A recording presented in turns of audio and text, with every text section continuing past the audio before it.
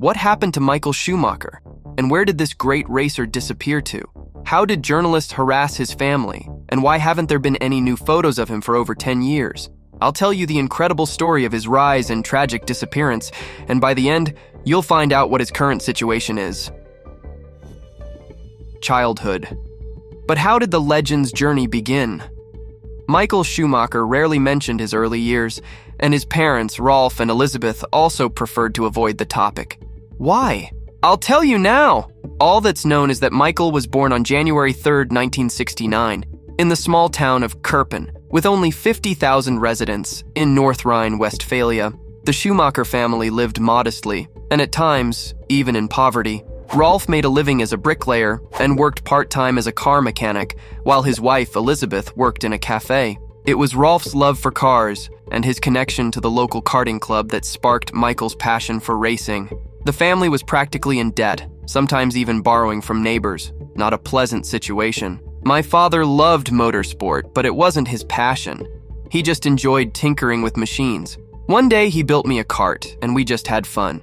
At 4 years old, I was happy just to ride around, Schumacher once said. Despite his love for sports, Michael didn't achieve much in football or judo, which eventually pushed him towards a more serious interest in motorsport. The beginning of the journey.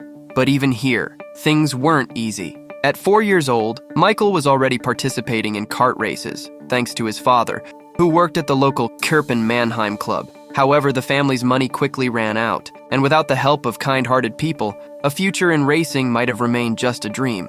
Fortunately, patrons emerged. The first was Gerhard Noack, who recognized Schumacher's talent and offered financial support.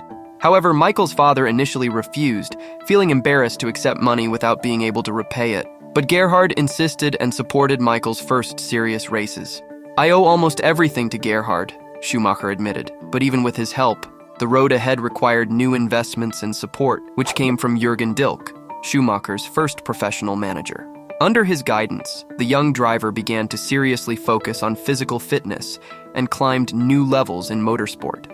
At 15, Michael won the German Junior Karting Championship, and at 18, the European Championship. The question of his future path became pressing, and this is where Willy Weber, one of the leading motorsport managers, came to the rescue. After seeing Schumacher's performance, Weber offered him tests in Formula 3, where Michael delivered impressive results. This marked the beginning of Schumacher's major career in motorsport, though many more challenges awaited him before his first significant successes. Formula 1 debut. All of 1991, Willy Weber persistently sought opportunities for Michael Schumacher to break into Formula 1, but financial demands from teams posed obstacles. Then, fate intervened. One of the Jordan drivers, Bertrand Gachot, got involved in a scandal after an altercation with a taxi driver. Though he avoided a long prison sentence, his Formula 1 career was over. Yes, cancellations happened back then too. Upon hearing about Gachot's troubles, Eddie Jordan, owner of the Jordan team, didn't waste any time. He knew of Schumacher's talent and that Mercedes Jr. was willing to finance his appearances. When Gachot landed in jail, Jordan contacted Michael the very next Monday. A few days later, a contract was signed, and Schumacher got his ticket to the big leagues. He debuted at the 1991 Belgian Grand Prix. How did the race go? Qualifying was brilliant. Michael immediately secured 7th place, outperforming his teammate and showing impressive speed. But despite a successful start, on the first lap of the race, a gearbox failure forced Schumacher to retire, though he had already caught the attention of major players in motorsport. Flavio Briatore of the Benetton team took a particular interest in him. This was a turning point in his career. The following year, he won his first race at the 1992 Belgian Grand Prix and finished 3rd in the championship, even surpassing the legendary Ayrton Senna. His progress was rapid. By 1994, Schumacher became the Formula 1 champion, despite disqualifications and controversial moments throughout the season. In 1995, Michael won a 2nd consecutive championship and became a highly sought-after driver. This time, Ferrari took notice, and Schumacher didn't hesitate to what happened next. Ferrari. Michael Schumacher brought significant changes to Ferrari. Starting in 1996, he pulled the team, which was far from being a leader, and after 4 years of hard work, they began to dominate. However, the most interesting part started with Michael's first tests at Fiorano in November 1995. There, he encountered a turn he didn't like and immediately went to Jean Todt with a request to change it, arguing that it didn't match any of the turns in the championship. Bold, right? But the team listened to Schumacher and adapted the track to his requests. The team was used to gathering at 8:20 a.m., but Schumacher insisted on meeting at 8:00 a.m., starting full-fledged sessions by 9:00 a.m.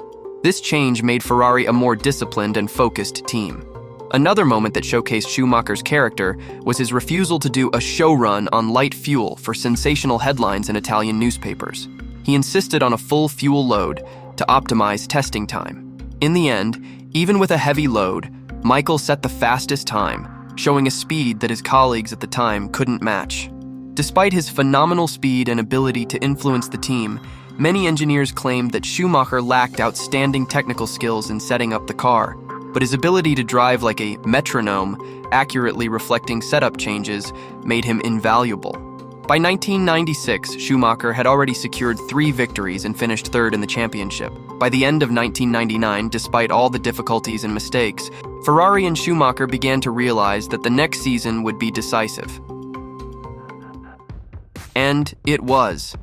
Although this season could have been Schumacher's last with the team if he hadn't won the championship title. Despite his brilliant performances in the past, it was the success in 2000 that solidified his status as a legend and kept him from being forgotten like many of his talented competitors. The greatest achievement of that season came at the Japanese Grand Prix, where Schumacher, in a tense battle, defeated Mika Häkkinen from McLaren. This victory not only brought the long-awaited title after 21 years of waiting, but also restored the team's confidence in themselves and their abilities. From that moment, Ferrari accelerated the development of new cars, and Schumacher became not just a driver, but a symbol and soul of the team.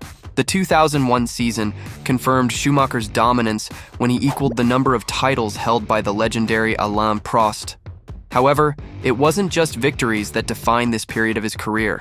The tragic death of his mother in 2003, on the eve of the San Marino Grand Prix, left a deep mark on his soul, and the victory he achieved right after this event showed him not only as a superb athlete, but also as a person with incredible strength of spirit. By 2004, Michael Schumacher had firmly established himself as a living legend, becoming the record holder in Formula One for the number of championship titles.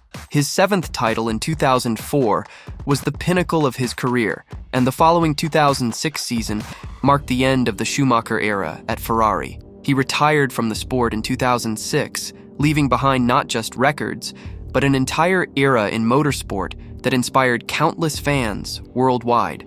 Schumacher didn't just win races, he transformed the sport itself, reshaping perceptions and expectations of what a person could achieve behind the wheel of a race car. The return of a legend. From 2007 to 2009, Michael Schumacher worked as a consultant and expert at Ferrari, but his contributions to the racing world didn't end there. He surprised everyone by appearing on the popular TV show Top Gear as the mysterious Stig, which was a real shock for fans. However, an even bigger surprise came in 2010 when Michael made the unexpected decision to return to Formula One. His old friend Ross Brawn responded to the challenge, offering him a spot in the newly formed Mercedes team. Experts and fans were divided in their opinions on Schumacher's return. He faced several challenges, often falling behind his teammate Nico Rosberg and getting caught up in scandals and controversies. Nevertheless, there were some standout moments, such as the 2011 Canadian Grand Prix, where Schumacher brilliantly fought for a podium finish, and his fierce defense against Lewis Hamilton at the 2011 Italian Grand Prix. These moments were reminders of his unmatched skill and passion for racing. Schumacher's return wasn't an attempt to break records or repeat past successes, but rather a demonstration of his undying love for racing. In 2012 at the Monaco Grand Prix, he sensationally secured pole position, outpacing all his younger competitors, which was a powerful reminder of his exceptional abilities. Although his final podium finish at the European Grand Prix in Valencia was his last significant achievement, those 3 seasons left behind not just statistical records, but also vivid, unforgettable memories. After finishing the 2012 season, Michael Schumacher announced his definitive retirement from the sport, concluding his career with outstanding performances and leaving behind a legacy as one of the greatest drivers in Formula One history. Nicknames. Do you know what nicknames Michael Schumacher had within his team? Schumacher's nicknames were as colorful and expressive as his career. The Red Baron. He was called this not just because of the red Ferrari car and uniform, but also due to his resemblance and driving style that reminded many of the legendary World War I ace, Baron Manfred von Richthofen, who flew a red plane. This nickname emphasized his dominance and invincibility on the track when he was in his car. Another nickname that stuck with him was Sunny Boy. Why? Simply because of the bright yellow suit Michael often wore. He truly embodied this name. Always cheerful, with a wide smile and an aura of optimism, as if straight out of an American movie where problems don't exist. In those years, nothing could overshadow his rapidly advancing career, full of success and victories. The accident. In December 2013, tragedy struck Michael Schumacher's life when he suffered a severe traumatic brain injury while skiing. This accident put him in a coma for 6 months. It's been over 10 years since then, and Michael hasn't appeared in public, leaving fans uncertain about his condition. Rumors about his health vary. Some say he is in a vegetative state, others claim he is completely paralyzed but aware of what's happening around him and can communicate in some way thanks to modern technology. In any case, it's a tragic turn in the story of this legendary driver. Nevertheless, the love for Michael Schumacher hasn't faded. It was largely thanks to him that a passion for Formula One spread worldwide. Schumacher ignited a love for motorsport in the hearts of millions, for which we will always be grateful. He showed what it means to never give up and to fight until the end, becoming an example of resilience and unbreakable will. Journalists and the hunt for a photo. As you can imagine, the lack of photos and comments from his close ones led journalists to hunt for images of the injured champion. They went to extreme lengths to get even a single photograph of Michael Schumacher after his hospitalization. Imagine, they disguised themselves as priests, relatives, police officers, and even doctors, looking for any way to get close to him. Someone even tried to pass himself off as Schumacher's father. For journalists, each forbidden photograph was a real treasure and worth a lot of money. Such an image could be sold for astronomical sums, especially when the subject is so well guarded that obtaining a picture is incredibly difficult. Some journalists even harassed the racer's relatives, making late-night calls and pretending to be emergency services, trying to get details about Michael's condition.